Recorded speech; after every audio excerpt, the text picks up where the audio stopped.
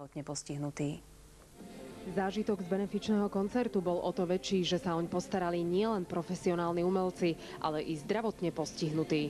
Vysoko hodnotíme každého jedného postihnutého, ktorý sa snaží zapojiť do nejakého pracovného procesu.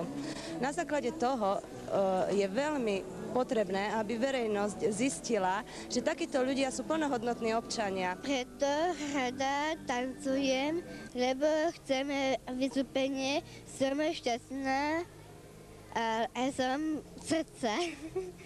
Výťažok z koncertu poputuje na rozvoj telovýchovy, kultúry a športu zdravotne postihnutých v regióne Topolčany. Každý jeden, keď zavrieme na chvíľu oči, cítime sa nevidomí. Keď si zavrieme uši, sme nepočujúci. A keď nás choroba nejakým spôsobom donúti ležať, napustili sme aj nechodiaci. Takže keď toto všetko absorbujeme v nejakom krátkom čase, dokážeme pochopiť, ako sa cítia takíto ľudia. Niektorí zdravotne postihnutí dosiahli toho v živote možno viac ako zdraví ľudia. Mnohí z nás by sme sa mali od nich čo učiť. A keby si mali zo mňa brať príklad, no život ide ďalej. Jednoducho brať ho taký, aký je. Pre televíziu Markíza, Andrea Záborská.